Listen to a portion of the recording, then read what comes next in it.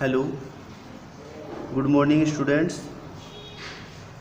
देखो, आप सभी बायोलॉजी का अध्ययन कर रहे हैं। बायोलॉजी के अध्ययन में आप सभी आज हमारा जो टॉपिक है वो है लिंग संलग्न लक्षण का दूसरा एग्जाम्पल हीमोफीलिया।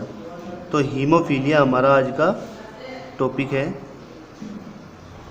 यहाँ हम हेडिंग डाल देंगे हीमोफीलिया। तो हीमोफीलिया टॉपिक हमारा है।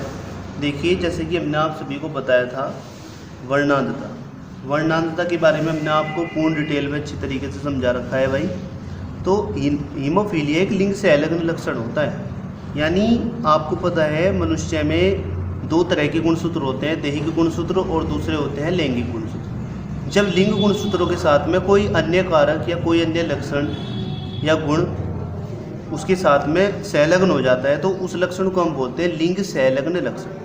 तो हीमोफीलिया एक ऐसा रोग है जिसमें रुधिर का थक्का नहीं बनता। चोट लगने पर रुधिर का थक्का नहीं जमता, रुधिर जमता नहीं है। ठीक है, तो उसके बारे में हम पढ़ेंगे। बट बिल्कुल सेम टू सेम इसकी जो वंशागति है वो वर्णांतता की तरह है। मैंने आपको पहले भी बताया था, कुछ भी परिवर्तन नहीं है, बस रोग अलग है, रोग का ही अंतर है। तो देखेंगे हम सभी बड़ी गहराई से। देखो भाई, हीमोफीलिया की वंशागति। हीमोफीलिया रोग के बारे में जानते हैं। पहले क्या होता है, इस रोग में चोट लगने पर रुधिर का थक्का नहीं बनता, यानी रुधिर जमता नहीं है और रुधिर बहता रहता है। रुधिर स्राव के कारण यानी रुधिर के बहने के कारण रोगी की मृत्यु भी हो सकती है, क्योंकि सारा रुधिर वहीं से बह जाएगा। तो फिर क्या होगा, शरीर में रुधिर की कमी हो जाएगी। रुधिर की कमी हो जाएगी तो फिर क्या होगा भाई, उसमें रोगी की मृत्यु हो जाएगी। ऑक्सीजन वहन करने की क्षमता नहीं रहने की, शरीर के सभी अंगों को ऊर्जा पहुंचाने के लिए रुधिर की कमी पड़ जाएगी। यह अप्रभावी लिंग संलग्न रोग है जो अधिकतर पुरुषों में होता है। स्त्री इस रोग की क्या होती है भाई, वाहक होती है। मतलब स्त्रियों में ये रोग नहीं होता, वर्णांतता की तरह ही ये केवल फैलाती हैं, इसको वाहक के रूप में होती है। बहुत ही कम चांस होते हैं जब स्त्रियों में ये रोग होता है। हीमोफीलिक लक्षण का जीन अप्रभावी होता है। अप्रभावी इसलिए होता है क्योंकि पहले वाला दूसरे के प्रभाव को निरस्त कर देता है और एक्स गुणसूत्र पर स्थित होता है, क्योंकि एक्स में एक्स पे स्थित होगा, एक्स वाई में भी एक्स पे स्थित होगा। वाई गुणसूत्र पर इसका युग्म विकल्प ही नहीं होता, तो यानी वाई पर ये जीन उपस्थित नहीं होता। ठीक है, तो आगे देखें। अतः पुरुषों में केवल एक ही एक्स गुणसूत्र पर अप्रभावी जीन होने पर यह रोग उत्पन्न हो जाता है, किंतु स्त्रियों में दोनों एक्स गुणसूत्रों पर हीमोफीलिया के अप्रभावी जीन का होना आवश्यक है। क्यों? क्योंकि अप्रभावी जीन का होना इसलिए आवश्यक है क्योंकि वो वाहक होगी। ठीक है, यदि दोनों ही एक्स गुणसूत्रों पर इसका संलग्न लक्षण फिट हो जाएगा, उसके साथ में संलग्न हो जाएगा, तब ये इस रोग के लक्षणों को दिखाएंगी, व्यक्त करेंगी। जब एक एक्स पर होगा तो ये इस रोग को व्यक्त नहीं करेंगी। तो आइए मैं आपको बताता हूँ किस तरीके से इसको समझना है। देखिए, आपको पता है जो मनुष्य होता है उसमें कितने जोड़ी गुणसूत्र होते हैं? 23 जोड़ी गुणसूत्र होते हैं। गुणसूत्र होते हैं, इन्हें डिवाइड कर लो आप। डिवाइड कैसे करेंगे इन्हें?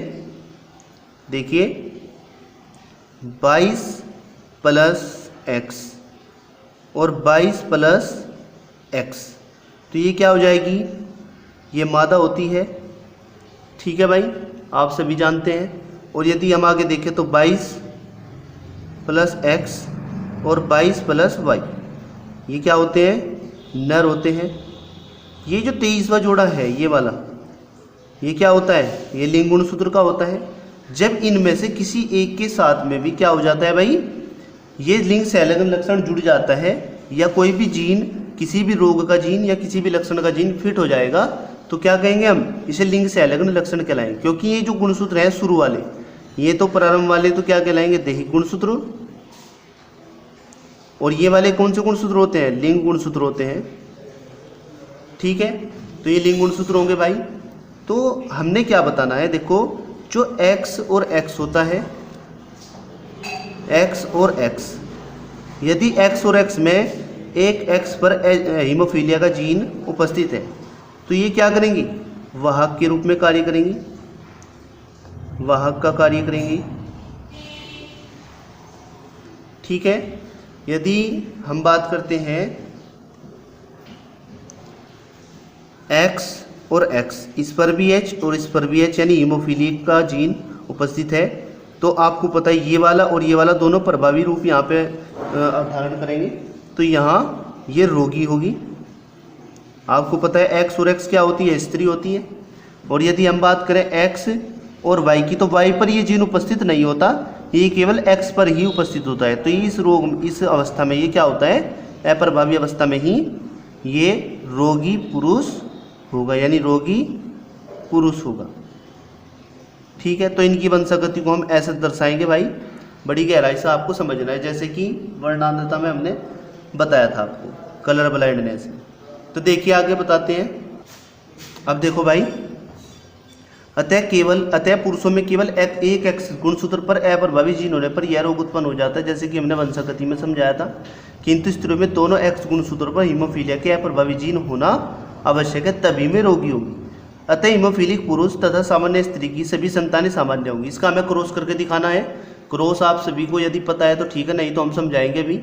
हीमोफिलिक पुरुष और सामान्य स्त्री की सभी संतानें कैसी होंगी भाई, सामान्य होंगी, किंतु उनकी सभी पुत्रियों में हीमोफिलिक जीन होते हैं। सामान्य तो होती है हमें, किंतु उनमें हीमोफिलिक जीन अवश्य होंगे, इसलिए भी वाहक का काम करेंगे। अब जीन होते हुए भी यह विकसित नहीं होता, यानी वहाँ पे व्यक्त अपने लक्षणों को नहीं करता, क्योंकि वो अप्रभावी रूप में रहता है। अप्रभावी रूप में वो केवल स्त्रियों में केवल वाहक का कार्य करेगा।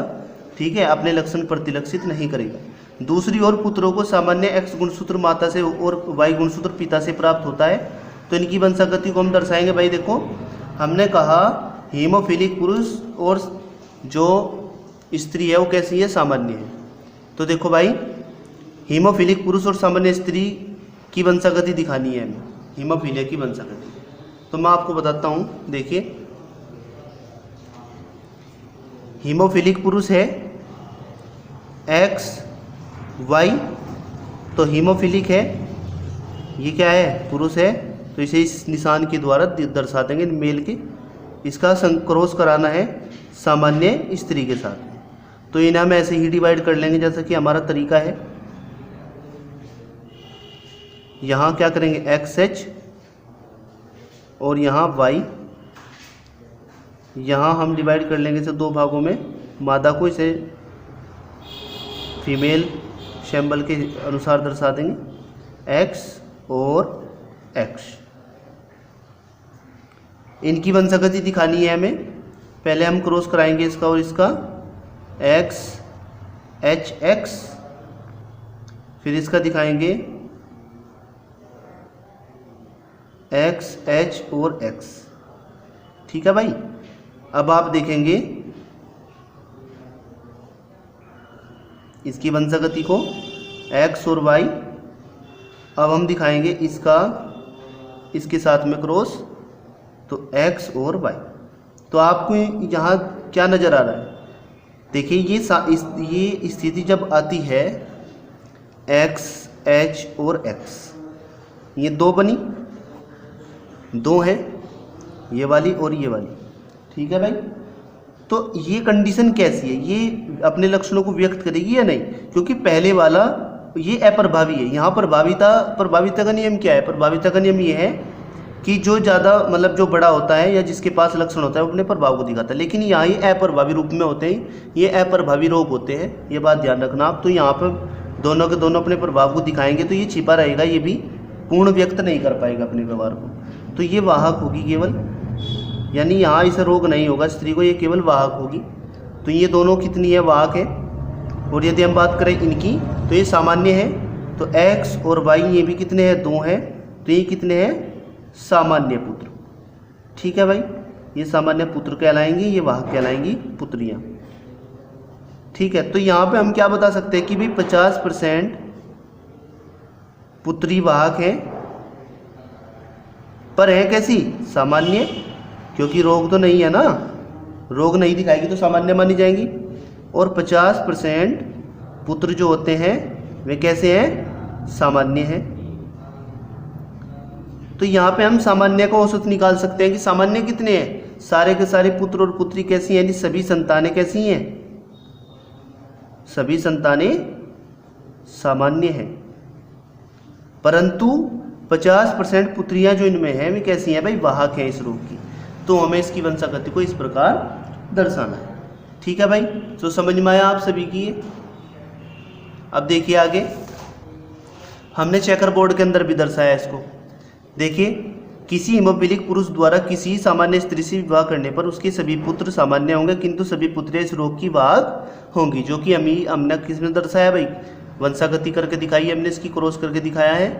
तो उसमें देखिए हमने चेकर बोर्ड के द्वारा भी दर्शा दिया, XHY पुरुष कैसा है भाई, इसे हम यहाँ इसमें दर्शा देंगे, पुरुष कैसा है, हीमोफिलिक है, और स्त्री कैसी है, सामान्य है।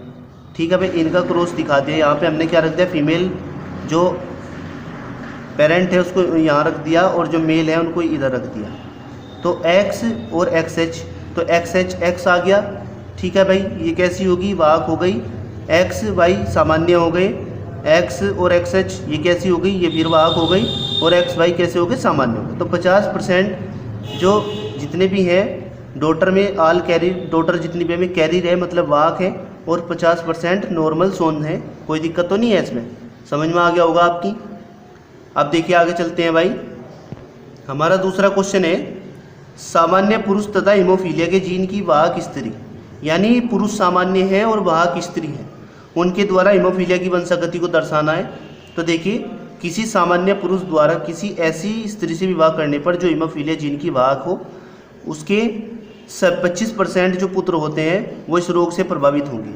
25% पुत्रियाँ हीमोफीलिया जीन की वाहक होंगी, बाकी जो 50% पुत्र और पुत्रियाँ होंगी वे कैसे होंगे, सामान्य होंगे। तो देखिए हमारे सामने क्रॉस है भाई, अभी हमारे सामने एक क्रॉस है, तो इस क्रॉस के द्वारा हम समझेंगे सभी। देखिए, जो पुरुष हैं वो कैसे हैं, सामान्य है। यहाँ X और Y कैसे हैं भाई, सामान्य है।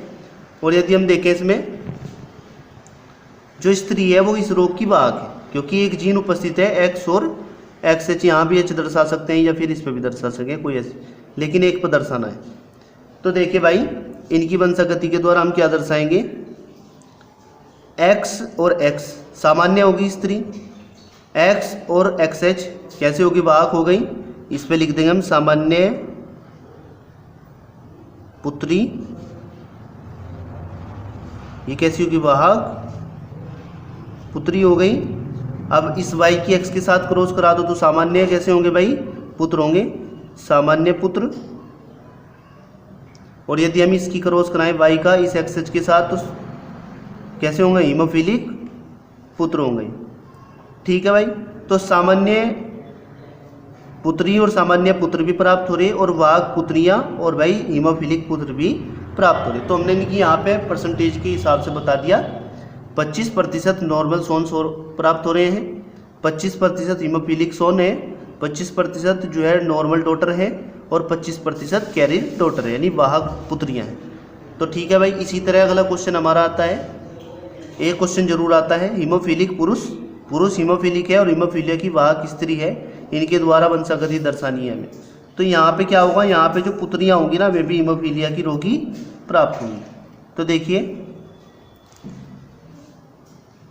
जब हीमोफीलिया से पीड़ित पुरुष उस स्त्री से विवाह करता है जो हीमोफीलिया जीन की वाहक है, ठीक है, तो 25% पुत्र और 25% पुत्रियां इस रोग से पीड़ित होंगे। शेष 25% पुत्र सामान्य होंगे, परंतु 25% पुत्रियां इसके जीन की वाहक होंगी। ये आप कब लिखोगे, ये आप जब लिखोगे जब आप इस क्रॉस को करोगे। क्रॉस को पहले करना है, फिर ये लैंग्वेज आपको लिखनी है, क्योंकि यदि आप लैंग्वेज पहले लिखोगे तो आपके याद नहीं रहने का, आपको क्रॉस करा के आना चाहिए। ठीक है, पहले क्रॉस करा के तब जाके आप डिसाइड कर पाओगे कि कितनी प्रतिशत संतानें प्राप्त हो रही। तो देखिए, हमारे पास था हीमोफिलिक पुरुष, हीमोफिलिक पुरुष है भाई, निशान आपको दर्शाने हैं, इसमें तो दर्शान रखे हैं, वे आपको खुद ही दर्शाने हैं, जो मैंने आपको मेथड बता रखा आपको उस मेथड से करना है। ये क्या है भाई, मेल है, और ये क्या है, फीमेल है। ठीक है, तो क्या होगा, इन्हें सेपरेट कर लो, यहाँ अलग अलग कर लो, तो इनका क्रॉस कराओ, XH और X क्या हो गया भाई, वाहक पुत्री हो गई, तो यहाँ पे आप लिख देंगे वाहक पुत्री। ठीक है भाई, अब आगे देखो, इसके साथ क्रॉस कराओ दूसरे वाले की, तो XH और XH प्राप्त हो गया, ये वाला यहाँ हो गया, तो ये क्या होगी, अब देखना यहाँ XH और XH 2 बार आ रहा है, तो ये हीमोफिलिक पुत्री होगी। जब दोनों ही X पे उपस्थित है तो हीमोफिलिक पुत्री होगी। अब Y के X के साथ करा दो, सामान्य हो जाएगा, तो Y का इसके साथ करा दो XH के साथ में, तो XHY, तो यहाँ पे हीमोफिलिक पुत्र भी प्राप्त हो रहे हैं। ठीक है भाई, तो इनका प्रतिशत भी आप ऐसे ही दर्शा सकते हो, वो हमने लैंग्वेज में आपको बता दिया, थ्योरी में बता दिया, सभी समझेंगे। तो चेकर बोर्ड के द्वारा आप देखो भाई, चेकर बोर्ड आपसे आता ही है XHY यानी हीमोफिलिक पुरुष है और वाहक स्त्री है, तो इनका क्रॉस दिखा दो आप। यहाँ पे सेम टू सेम यही क्रॉस प्राप्त होगा। 25% नॉर्मल सोन्स हो गए, 25% जो है हीमोफिलिक पुत्र प्राप्त हो गए, और 25% जो है वाहक पुत्रियाँ प्राप्त हो गई, और 25% हीमोफिलिक पुत्रियाँ प्राप्त हो गई। ठीक है, तो इसी तरह अलग अलग क्वेश्चन दे रखे हैं, ये सारे क्वेश्चन आपको खुद हल करने हैं भाई। अब देखिए अगला क्वेश्चन है, सामान्य पुत्र और हीमोफीलिया से ग्रस्त स्त्री। ये हीमोफीलिया की वाहक नहीं है, यहाँ ग्रस्त है, यानी हीमोफीलिया हो रहा है इस स्त्री को। उनकी वंशागति को आपको दर्शाना है और फिर कॉपी में अपनी करना है। ठीक है भाई, तो इसमें जो आएगा 50% सभी पुत्री जो होंगी वे वाहक होंगी, और जितने भी पुत्र हैं वे सारे के सारे हीमोफिलिक प्राप्त होंगे। ठीक है विद्यार्थियों, मुझे पूरी उम्मीद है आप सभी के समझ में भी आया होगा।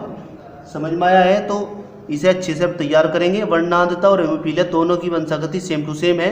लिंग से अलग रोग कोई भी हो उसकी वंशागति उसी अनुसार होगी। ये ध्यान रखना, H कैपिटल बनाना इसने मिस्टेक की हुई है, यहाँ स्मॉल बना रखा, H कैपिटल बनाना है ये। ठीक है भाई, तो अब हम नए टॉपिक के साथ मिलेंगे भाई, फिर कल नई वीडियो बनेगी नए टॉपिक के साथ में। तब तक आप इसे करेंगे।